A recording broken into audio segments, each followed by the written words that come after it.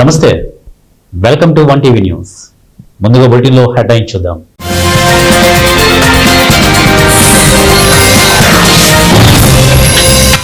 నేపాల్లో మళ్లీ ఉద్రిక్తతలు, పారిపోతున్న ఖైదీలపై కాల్పులు జరిపిన ఆర్మీ.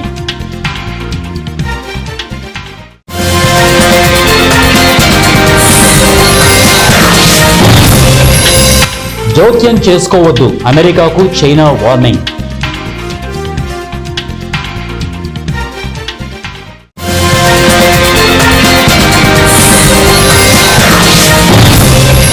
ఓట్ల చోరీపై పోరాటం ఉధృతం చేస్తాం, కాంగ్రెస్ నేత రాహుల్ గాంధీ ప్రకటన.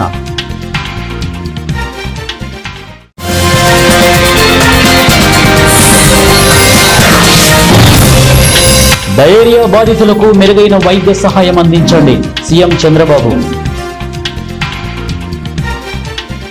బులెటిన్లో డీటెయిల్ చూద్దాం. తమను అదుపు చేయాలనుకోవడం లేదా తమ విషయాల్లో జోక్యం చేసుకునే ప్రయత్నాలు చేయొద్దని చైనా అమెరికాను హెచ్చరించింది. బుధవారం అమెరికా రక్షణ మంత్రి పీట్ హెగ్స్ తో చైనా రక్షణ మంత్రి డాంగ్ జూన్లు వర్చువల్ గా సమావేశమై మాట్లాడుకున్నారు. ఈ సందర్భంగా నేపాల్లో ఇటీవల చోటు చేసుకున్న పరిస్థితులలో సహా పలు కీలక అంశాలపై చర్చించారు. స్వాతంత్ర్యానికి మద్దతు ఇస్తున్నామంటూ చైనాను అదుపు చేసేందుకు తైవాన్ను పావుగా ఉపయోగించుకోవాలని చూడొద్దని డాంగ్ పేర్కొన్నారు. తమ విషయంలో జోక్యం చేసుకునే ప్రయత్నాలు మానుకోవాలని ఆయన యుఎస్ ను హెచ్చరించారు. ఈ సందర్భంగా తైవాన్ తమ భూభాగంలో భాగమని ఆయన స్పష్టం చేశారు. అదే సమయంలో ప్రధాన ఆయుధ సరఫరాదారునిగా ఉన్న వాషింగ్టన్ రక్షణకు కట్టుబడి ఉన్నామన్నారు.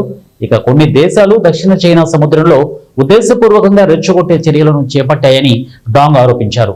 బయటి దేశాలు అశాంతిని సృష్టించేందుకు చేస్తున్న ప్రయత్నాలను తీవ్రంగా ఖండిస్తున్నట్లు వెల్లడించారు.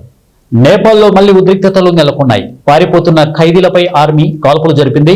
ఇక రామేచాప్ జైలు నుంచి పారిపోయేందుకు ఖైదీలు ప్రయత్నించగా వారిని అడ్డుకునేందుకు ఆర్మీ బలగాలు కాల్పులు జరిపాయి. దీంతో పలువురు గాయపడ్డారు. హింసాత్మక నిరసనలు, ఘర్షణల మధ్య ఇప్పటికే ఇతర జైళ్ల నుంచి సుమారు 7,000 మంది ఖైదీలు పారిపోయినట్లు వార్తలు రాగా, తాజాగా పారిపోయిన ఖైదీల సంఖ్య 13,000కు చేరుకున్నట్లు స్థానిక మీడియా వార్తా కథనాలు వెల్లడించాయి. ఈ ఆందోళనలతో నేపాల్లో గత కొన్ని దశాబ్దాల్లో జరిగిన అత్యంత తీవ్రమైన అంతర్గత భద్రతా సంక్షోభంగా మారింది. ఓటు చోర్ గద్దీ చోర్ నినాదం దేశమంతటా వినిపిస్తోందని కాంగ్రెస్ అగ్రనేత ఎంపీ రాహుల్ గాంధీ అన్నారు. ఓట్ల చోరీ భాగోతాన్ని భిన్న రూపాల్లో బయట పెడతామని చెప్పారు. ఓట్ల దొంగలు పదవుల నుంచి దిగిపోవాలని ప్రజలు నినదిస్తున్నారని పేర్కొన్నారు. రాహుల్ గాంధీ 2 రోజుల పర్యటన నిమిత్తం బుధవారం ఉత్తరప్రదేశ్లోని రాయల్ బరేలీ పార్లమెంట్ నియోజకవర్గానికి చేరుకున్నారు. పార్టీ కార్యకర్తలతో సమావేశమయ్యారు. ఈ సందర్భంగా మాట్లాడుతూ ఓట్ల చోరీ ముమ్మాటికి నిజమేనని తేల్చి చెప్పారు. ప్రజల ఓట్లను దొంగలించి గద్దెనెక్కిన వారిని వదిలిపెట్టే ప్రసక్తే లేదని హెచ్చరించారు. మహారాష్ట్ర, కర్ణాటకలో జరిగిన ఓట్ల చోరీపై తమ వద్ద స్పష్టమైన ఆధారాలు ఉన్నాయని పునరుద్ఘాటించారు. విజయవాడలో డయేరియా కేసులు ఒక్కసారిగా పెరగడం సంచలనం రేపింది. రాజరాజేశ్వరిపేటలో వాంతులు, విరోచనాలతో జనాలు బాధపడుతుండటంతో ప్రభుత్వ యంత్రాంగం వెంటనే స్పందించింది. బాధితులకు మెరుగైన వైద్య సేవలు అందించాలని సీఎం చంద్రబాబు సూచించారు. కాగా ఈ సమస్య ఎందుకు వచ్చిందనేది గుర్తిస్తున్నామని విజయవాడ సెంట్రల్ ఎమ్మెల్యే బోండా ఉమా తెలిపారు. ఆర్ఆర్పేటలో ఇంటింటి సర్వే చేసినట్లు తెలిపారు. సమస్య ఎందుకు వచ్చిందనేది గుర్తిస్తున్నామని, ఎక్కడ ప్రాణ నష్టం జరగలేదని, వదంతులు నమ్మవద్దని, బాధితులకు ప్రభుత్వం అన్ని విధాలుగా అండగా ఉంటుందని బోండా ఉమా హామీనిచ్చారు. ఇక మంత్రి నారాయణ మున్సిపల్ కమిషనర్ తో మాట్లాడారు. తక్షణ చర్యలకు ఆదేశించారు. డయేరియా కేసులపై సీఎం చంద్రబాబు ఫోన్ చేసి వివరాలు అడిగారని, బాధితులకు మెరుగైన వైద్యం అందించాలని ఆదేశించారని తెలిపారు. డయేరియా కేసులు వెలుగులోకి వచ్చిన వెంటనే మున్సిపల్, వైద్య ఆరోగ్య అధికారులు, ప్రజాప్రతినిధులు వెంటనే స్పందించారని తెలిపారు. శ్రీకాకుళం జిల్లా పలాస రైల్వే స్టేషన్ పరిధిలో ఉత్తరప్రదేశ్ రాష్ట్రానికి చెందిన గంజాయి ముఠాను కాశీబుగ్గ పోలీసులు పట్టుకున్నారు. ఈ సందర్భంగా కాశీబుగ్గ డీఎస్పీ వెంకట అప్పారావు మీడియాతో మాట్లాడుతూ ఈ ముఠా దగ్గర నుండి 10.6 గ్రాముల గంజాయితో పాటు 1940 రూపాయల నగదు మరియు 2 సెల్ ఫోన్లు స్వాధీనపరుచుకున్నారు. కాశీబుగ్గ డివిజన్ పరిధిలో గంజాయి పంట లేదు. ఎక్కువగా ఇతర రాష్ట్రాల నుంచి అంటే ఒరిస్సా నుండి వస్తున్నట్టు గంజాయి ఇచ్చాపురం, పలాస రైల్వే స్టేషన్ కూడా గమ్యస్థానానికి చేర్చే క్రమంలో ఎక్కువగా పట్టుబడుతుందని చెప్పారు. అదర్ స్టేట్ వాళ్ళే మనం ఎక్కువ అరెస్ట్ చేయడం జరిగింది. మనము కాశీబుగ్గ డివిజన్ లో Ichchapuram railway station, Kanchi railway station, Palasa railway station కి ఒరిస్సా నుంచి వచ్చి వాళ్ళు ట్రైన్ ఎక్కి వారి స్టేట్ చేయడానికి వెళ్ళే సందర్భంలోనే వాళ్ళు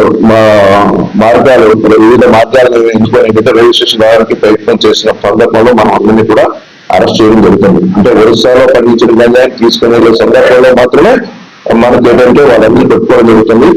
మన ఆంధ్రాలో మన కాశీబుగ్గ డివిజన్ లో ఇటువంటి గంజాయి యొక్క పంట అనేది ఇప్పటివరకు కనబడలేదు. మనం ఎప్పుడు కూడా ఆ సందర్భంలో ఎటువంటి సమాచారం కూడా ప్రజలు అందించలేదు. దయించి ఎవరైనా మన ప్రాంతంలో ఏదైనా గంజాయి కన్జంప్షన్ చేసినా, ఎవరైనా అమ్ముతున్నారన్నా, ఎవరైనా సప్లై చేస్తున్నారన్నా ప్రజలందరూ కూడా మాకు తెలియపరచాలని చెప్పి మేము కోరుతున్నాము.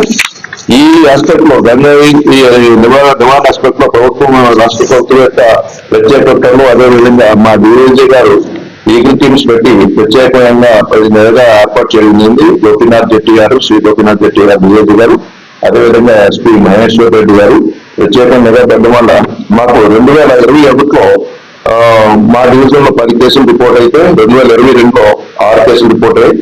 2023లో 8 కేసులు రిపోర్ట్ అయ్యాయి. మా ఎస్పీ గారు ఛార్జ్ తీసుకున్న తర్వాత 2024లో 32 కేసులు రిలీజ్ చేయడం జరిగింది 2024లో. అదే 2025లో ఇప్పటి వరకు కూడా 64 కేసులు రిలీజ్ చేయడం జరిగింది. అంటే మేము మా యొక్క పర్ఫార్మెన్స్ కేసులు పట్టుకోవడంలో కూడా అత్యంత ఎఫర్ట్ పెట్టడం జరుగుతుంది. ఇదంతా కూడా మా డిఐజీ గారు, ఎస్పీ గారు ప్రత్యేకమైన కాన్సన్ట్రేషన్ చేసి సిబ్బంది అందరినీ కూడా టాస్క్ ఫోర్స్ అయితేనేమి, లోకల్ ఫోర్స్ అయితేనేమి, యూనిట్స్ అయితేనేమి వర్కౌట్ చేయడం వల్ల మనం ప్రివెంట్ చేయగలుగుతున్నాం. కాబట్టి ప్రజలు మరికొంత సహకరిస్తే తప్పనిసరిగా మరికొంత వరకు మనం దాన్ని పూర్తిగా నివారణ చేయడానికి ప్రయత్నం చేయగలం.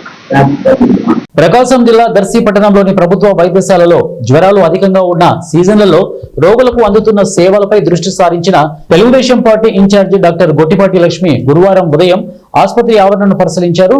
ఈ సందర్భంగా ఆసుపత్రిలో ఇన్ పేషెంట్లు, అవుట్ పేషెంట్లు వివరాలు తెలుసుకున్నారు.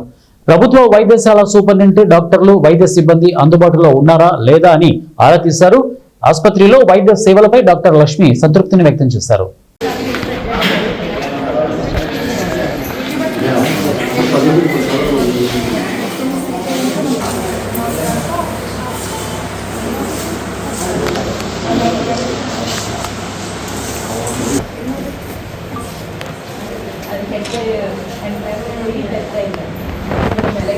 ప్రపంచ దేశాల ముందు భారత కీర్తిని ఇనుమడింపజేసిన మహనీయుడే శ్రీ స్వామి వివేకానంద అన్నారు.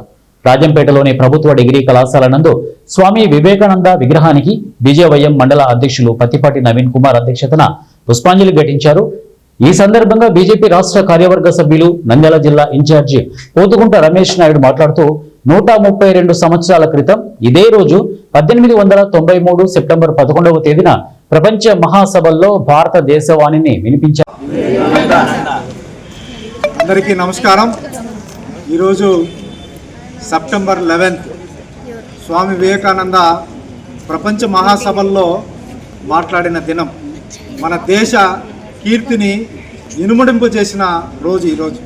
అటువంటి రోజును మనం గుర్తు చేసుకోవాల్సిన బాధ్యత మనందరిపైన ఉంది. కాబట్టి ఈరోజు మన ప్రభుత్వ డిగ్రీ కళాశాలలో స్వామి వివేకానందకు పుష్పాంజలి ఘటించి నివాళులు అర్పించడం జరిగింది. దానికి ముఖ్య అతిథిగా విచ్చేసిన మన ప్రిన్సిపాల్ పురుషోత్తం గారికి, వైస్ ప్రిన్సిపాల్ సుబ్బనర్సయ్య సార్ గారికి, మిగతా విద్యార్థులకు, మా తోటి నాయకులకు, కార్యకర్తలందరికీ నమస్కారం. స్వామి వివేకానంద మనకు తెలుసు 1863 జనవరి 12వ తారీఖున జన్మించారు. మరి 1893 అంటే 30 సంవత్సరాలకి వారు అమెరికాకి వెళ్ళారు. మరి అమెరికా వెళ్ళిన తర్వాత ఇందాక సార్ చెప్పినట్టు ఆయన కాషాయం గుడ్డలో వేసుకొని ఒక మూల కూర్చోంటే మనకు మాట్లాడడానికి అవకాశం ఇవ్వలేదు. 9వ తారీఖు ఇస్తానని చెప్పి ఇవ్వకుండా 11వ తారీఖు ఇచ్చారు. మరి ఇచ్చిన వెంటనే ఆయన మొట్టమొదటి ప్రసంగం అమెరికన్ సోదరి మనులారా అని ప్రారంభించడం జరిగింది. అంతవరకు అమెరికాలో మాట్లాడిన ఏ వ్యక్తి కూడా by brothers and sisters of America అన్నవాడే లేడు. ఈయన ఆ మాట అన్న తర్వాత సభ మొత్తం లేచి కరతాళ ధ్వనులతో మారు మోగింది. ఆయన చెప్తూ, నేను అత్యంత ప్రాచీనమైన యతి సాంప్రదాయాలకు విలువనిచ్చే దేశం నుంచి వచ్చాను. మా దేశం తరపున మీ అందరికీ స్వాగతం, సుస్వాగతం అంటూ మన దేశ గొప్పతనాన్ని తన ప్రసంగంలోనే చెప్తూ వచ్చాడు. మేము ప్రపంచానికి నాగరికత నేర్పిన దేశం, ప్రపంచంలోనే అందరికీ కట్టుబొట్టు నేర్పిన దేశం, మొట్టమొదటి విశ్వవిద్యాలయం ఉన్న దేశం, ఇటువంటి గొప్ప దేశం భారతదేశం. ఎన్నో సాంప్రదాయాలు, ఎన్నో భాషలు, ఎన్నో రకాల మతాలు, కులాలు, ఎన్ని. కర్నూలు జిల్లా ఆలూరు మండలం మనేకుర్తి గ్రామ బస్టాండ్ ఆవరణలో ప్రతిష్ఠించిన భక్త కనకదాసు విగ్రహాన్ని రాత్రి గుర్తు తెలియని దొండగులు ధ్వంసం చేశారు. గతంలో భక్త కనకదాసు విగ్రహ ప్రతిష్టపై ఇరు వర్గాల మధ్య వివాదం ఉంది. పంచాయతీ స్థలంలో కనకదాసు విగ్రహ ప్రతిష్ఠ ఉండాలని ఓ వర్గం, మరో వర్గం ప్రజలకు ఇబ్బందికరంగా ఉందని ఘర్షణ పడి ఇరువురు కోర్టుకెళ్లారు. ఇదిలా ఉండగా నిన్న రాత్రి విగ్రహాన్ని చెయ్యి విరగొట్టి ధ్వంసం చేశారు. ఈ గ్రామంలో ఈ ఘటనపై తీవ్ర చర్చ జరుగుతోంది. సమాచారం తెలుసుకున్న పోలీసులు హుటాహుటిన అక్కడికి చేరుకుని వివరాలు సేకరించి ఎలాంటి అవాంఛనీయ సంఘటనలు జరగకుండా పోలీస్ భద్రత ఏర్పాటు చేశారు. గ్రామ ప్రజలు, కుల సంఘాల నాయకులు ఘటనా స్థలానికి చేరుకొని పరిశీలించారు.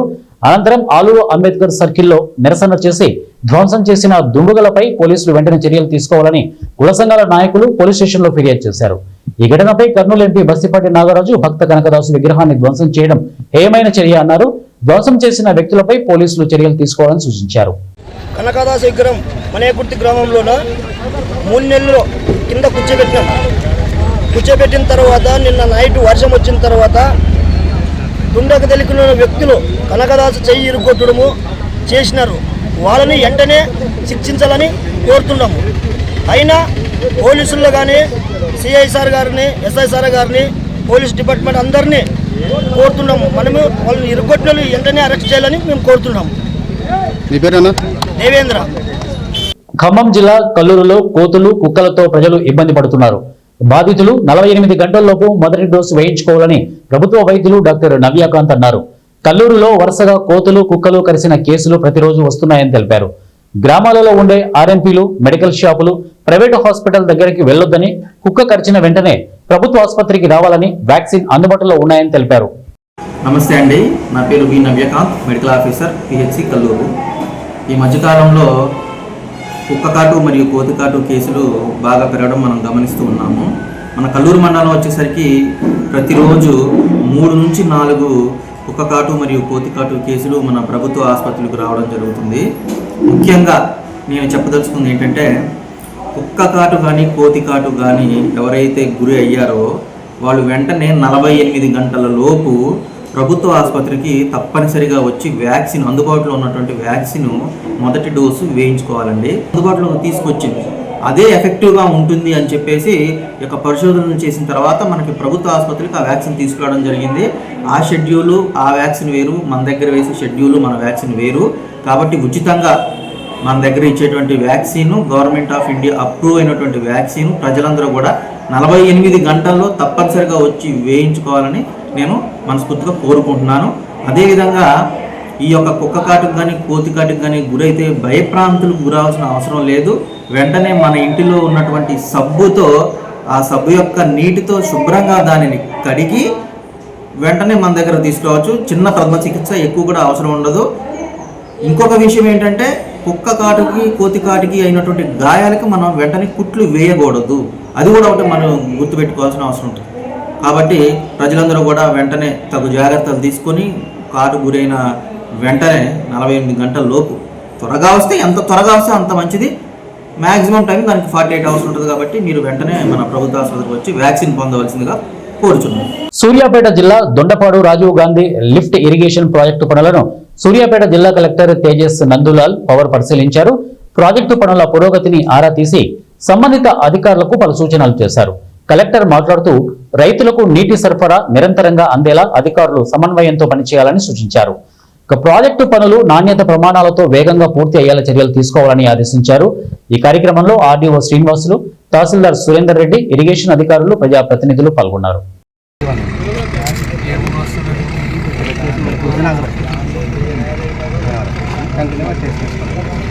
తర్వాత ఇది పైప్ లైన్ అనేది ఇక్కడ వరకు వచ్చేసి మనకి ఏంటంటే ఆల్మోస్ట్ 6 కిలోమీటర్ వరకు మనకి థిక్నెస్ కనీసం 7 థిక్నెస్. సో ఆల్మోస్ట్ ఈ థిక్నెస్లో ఆల్రెడీ మన పైప్ కంప్లీట్ ఏంటంటే ఆర్డర్ ఇక్కడ ఎక్కువ డయా ఉంటుంది, ఇక్కడ డయా ఉంటుంది. డయా సేమ్ ఉంటుంది, థిక్నెస్ అనేది మారుతుంది. ప్రెషర్ 14 10 పైప్ థిక్నెస్ అది ఫైనల్. బులెటిన్ ముగించే ముందు హెడ్లైన్స్ మరొకసారి.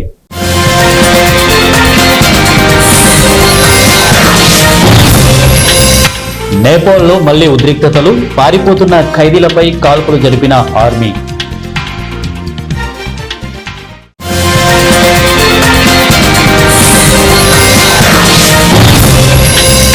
జోక్యం చేసుకోవద్దు, అమెరికాకు చైనా వార్నింగ్.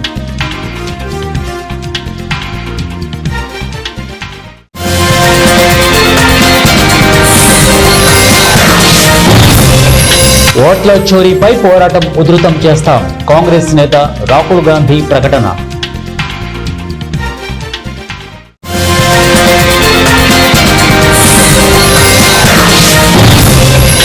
డయేరియా బాధితులకు మెరుగైన వైద్య సహాయం అందించండి, సీఎం చంద్రబాబు.